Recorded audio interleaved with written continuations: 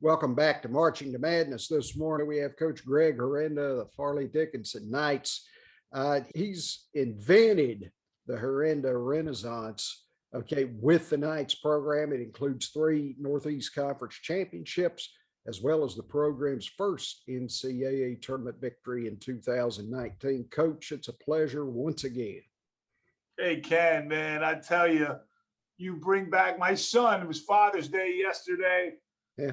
As we're taping this, and you bring back all the good memories of Greenville, North Carolina, hearing your voice. My son was born in Greenville, North Carolina.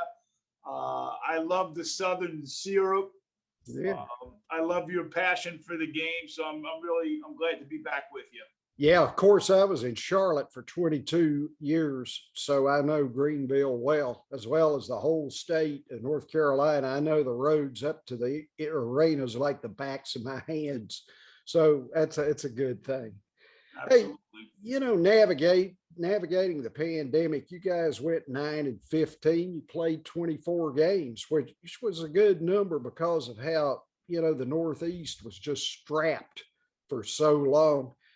As COVID took place, other than trying to navigate the virus, what were some of you guys' biggest challenges?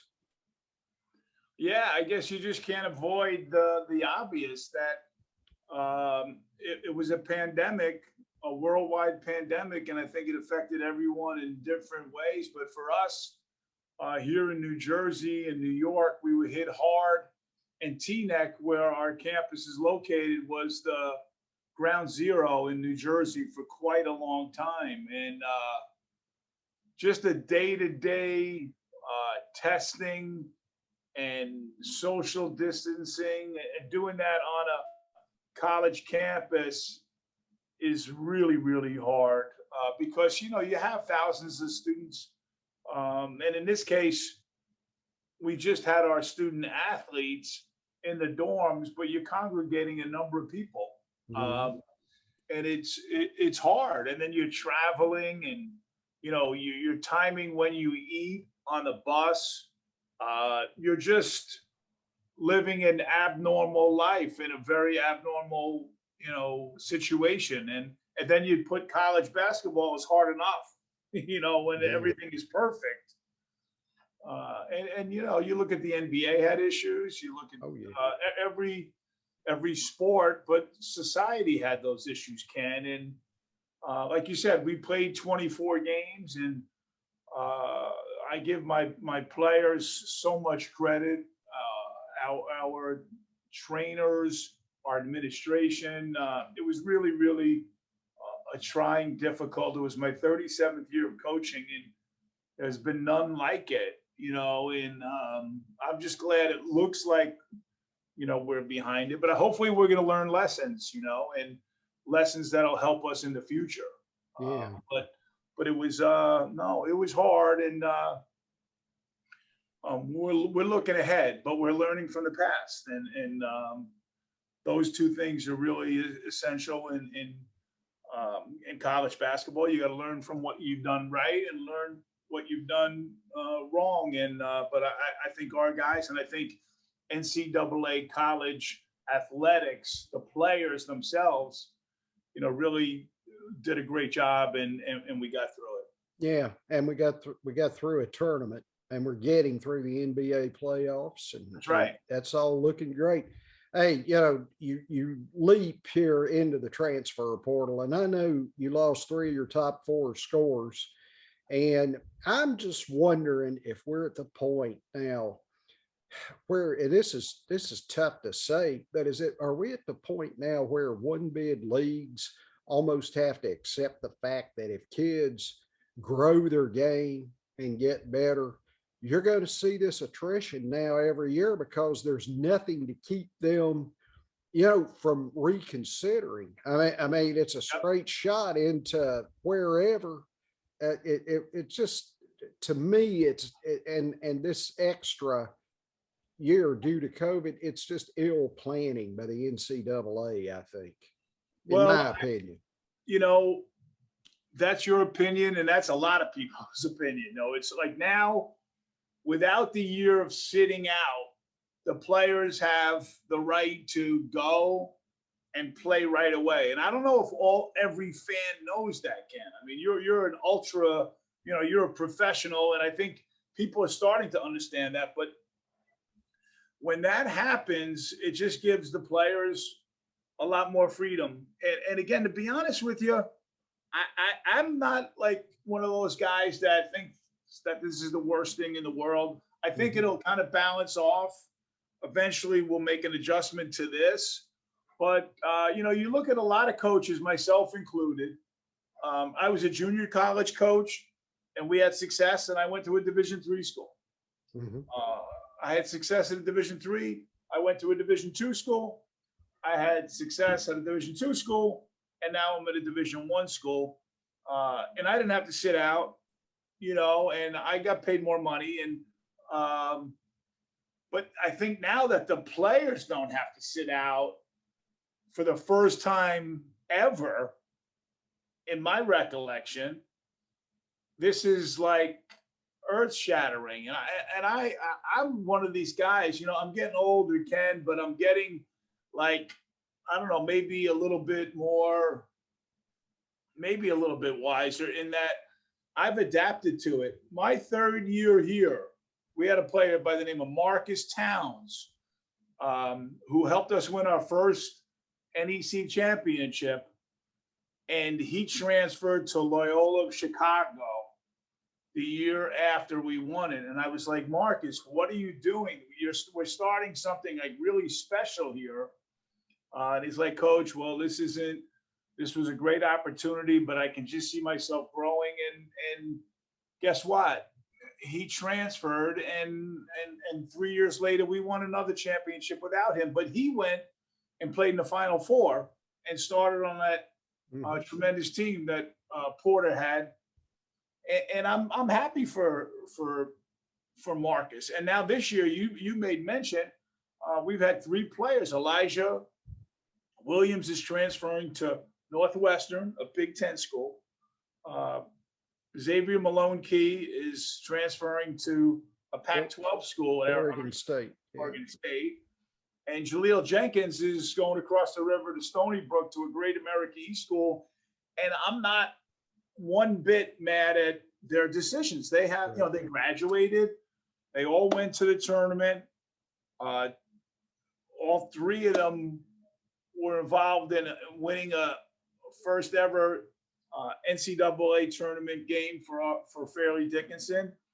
And they have the opportunity to move on and go to 3 great graduate schools. And so guess what, man? We just have to continue to recruit, Ken, and that's the game. Yeah. And you know that. And so it's not Mod Pod, it's not the apple pie NCAA that it was when we were kids, it just isn't. It's not, and that doesn't make it the worst thing, and it doesn't make it the best thing. So I'm kind of trying to get a little more progressive as I get older, and I just have to deal with it because you said it. Our conference gets really good players, and they go, and then guess what? If we cry and complain, we're going to be left in the dust. So we have to continue to recruit good players and just deal with the reality. But it's hard, but it makes our job harder, but it makes our job a little bit more exciting for sure. Brandon Rush is your leading returning scorer. He should be, I think, a first-team All-Northeast Conference preseason projection at 14.3 points, and he made 56 triples. Yeah. Now, Brandon Rush, we did some testing here, and I don't know the stats. My assistants came running into my office and said that he tested in the top echelon of NBA rookies athletically. I mean, this kid, his vertical off the run, I think, is 42 inches, Ken. I mean, he's a superior athlete and gets to the rim and makes deep, deep threes, and he's a lefty. And we all know that lefties are, for whatever reason, harder to guard. He'll be really, with the repeat year, will be a sophomore, and he came in here as a very young freshman. So, we have some really good players. We had a player that opted out Devin Dunn that played, was on the all rookie team his freshman year 2 years ago.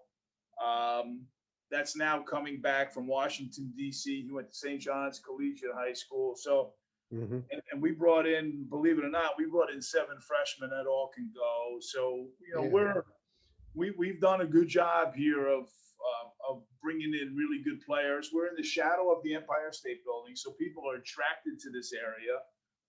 We've gone to the tournament now and been on national television. This year we're playing Virginia. So if you can make it, Ken, I'd love to. I'll leave you a ticket. There you go. I would love to. My brother lives in Charlottesville, actually. Oh my God, that's great. He went to UVA. Got all 3 of his degrees. He's got a doctorate in athletic training. So that's a smart brother you got. Right? Yeah, he got the brains. I got the beauty. You got the looks. No. Oh yeah. No question. So, like we're going to be I think we're going to be the youngest team in our conference and one of the youngest teams in America. When we won it in 2016, we were the 3rd youngest team in America, and went to the NCAA tournament. So it's we got a young staff, except for me. But it's just we're just going to be glad these kids come on campus in a few weeks to get these guys back. Hopefully without masks, without all the protocols and the testing and just everything, and be able to have a quote unquote normal college basketball season. So we're very much looking forward to it. Yeah, you said you have 7 new faces, and then you have 3 kids who started some games: Joe Munden, Olivier Racine Pierre, and John Squire. Yeah. I'll tell you one thing now. Joe Munden was all rookie. P.O. got COVID in the middle of the season. He was going to be all rookie. And the best player of the 3 is Mikey. We call him Mikey Square. His dad, John Square, played at Miami, was a football player at Miami, and now is an associate athletic director at George Washington University. So we've got, those 3 guys last year were so mature and handle things so well, and have so much talent, so that I'm just really excited. Those 3 guys are, we've got another player coming in from Canada. Now, P.O. Racine is from Montreal, and we have another Sebastian Lamotte, a point guard, coming in as a transfer. He would be the only transfer that we have coming in from Canada. So we have 2 kids from Canada, and we have another freshman from Australia by way of IMG in Florida, Oscar Berry. He's a big-time 3-point shooter.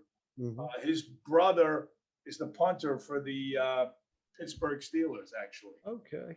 Yeah. So it comes from some athletic genes. And I can't mention all of these guys, but we just have, good players, and that's what we've done here. We just kind of like, we're in the right. We love the state of New Jersey, and I said from day one that we were going to recruit Ken like the old days. Like you would have a great inside game, and then your outside game would follow, and that's how we recruit. We recruit the state, and then we go to New York, and then we go to Philly, and we go to DC.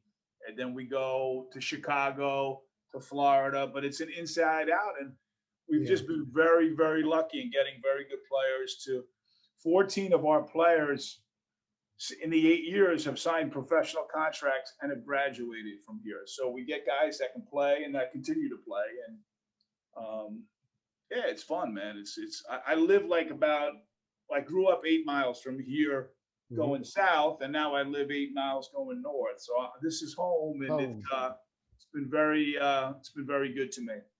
And speaking of home, you've done a really good job, and we talked about this, making this a family. As you talk about former players, now you're talking about the new kids, so to speak.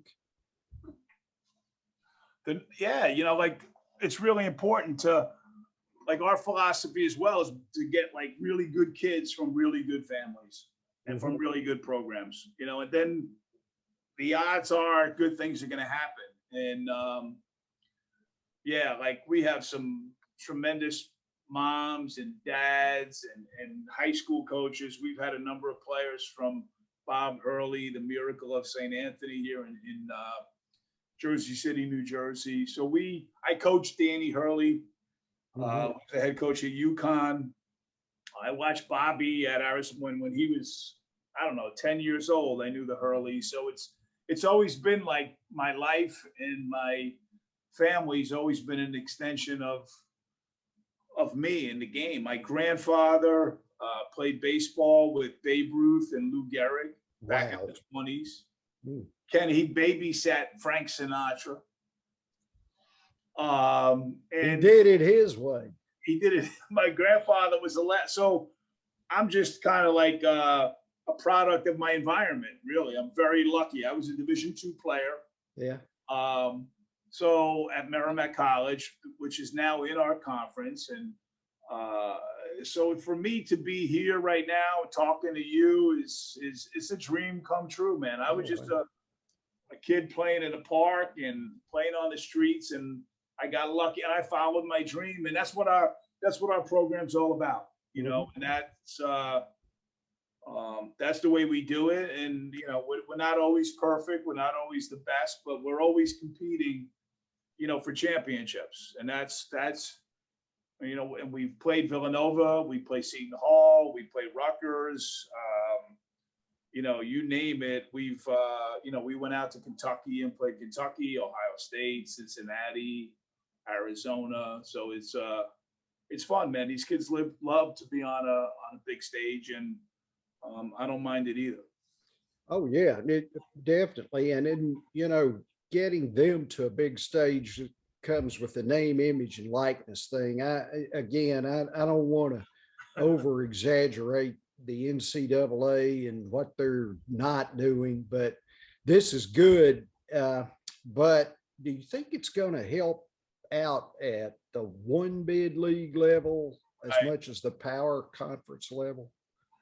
I don't think right now that anyone really knows where this is going to go, because now there's a political side to this. Oh, you know, yeah. The state that you're in, and the NCAA, it's got to make some major decisions. So but I think it's a long time coming. Like, you know, I hate, and I know part of me is just like you probably, and our listeners, you don't want that in college. That's pro stuff, you know. But I think if you look back, you know,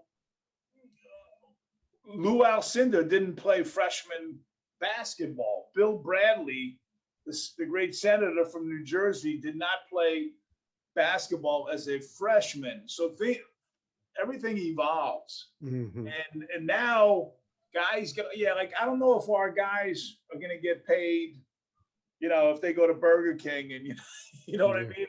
And sit outside. I think the market takes care of itself, and it's going to be sloppy early, I think, you know, because it's just hard. It's hard to equate a Northeast Conference player and a SEC Kentucky player. It's also hard to equate a golfer, you know, with a basketball player, with a football player. Exactly. So there's got to be the higher ups have to kind of like just, you know, get together and start this slowly, because if it's not controlled, then I agree with you, man. It's gonna be crazy. But I think the masses, most of the players, you know, will not bring it, but that elite lottery pick guy can make that money. So it's gonna, you know, and that's why it scares me a little bit. The Power 5 schools have so much power and have so much money and have some clout. And so the NCAA right now, I'm glad, Ken, that it's my 38th year of coaching and not my 8th year. You know what I'm saying? Because what's ahead of us is kind of scary. And I don't know, you live in Carolina, like Roy Williams, who I was a huge fan when he was at Kansas. And I went out to Kansas for 3 days and stayed with Matt Doherty and went to their practices. I think it's hard to believe that, Roy didn't see this coming and say, you know what, man, this is the time. Yeah. Then Mike Krzyzewski is going, and then Prop Boeheim, and it's a different age, man, and it's scary. But hopefully, eventually down the road, it'll benefit everybody. But most importantly, the game of college basketball. We're talking about March Madness on your show. Yeah. And it's June. It's such a special time that we can't lose it. I just think it's bigger than the Super Bowl, the Kentucky Derby, the World Series, everything. That, because it's a 3-week. It's kind of like the World Cup, to be honest with you. You know what I'm saying? Like the World Cup has different phases. I don't know what a friendly game is, but I know they start friendly and then it gets really big. The NBA Finals this year. I mean, come on, man. It's going to be probably Milwaukee and Phoenix, and it'll be a great few games. But the NCAA and the March Madness is just a jewel for our student athletes and our alums and our fans, and we need to really preserve that. Last thing, Coach, how's your radio show? Are you back up and running? Our radio show in the summer, we do some repeats, but no, man, it's up and it's flying. And Ken, I apologize. I'm officially inviting you onto my radio show. Yeah, I'd love to. 100%. No, I mean, it's incredible for the university to have such quality. We've had everyone from, with pro basketball. We had UB Brown on for a 3-part. I don't know if you listened to UB at all, but it was UB's incredible. Absolute genius. And he's right here from Fair Lawn High School in Fair Lawn, New Jersey.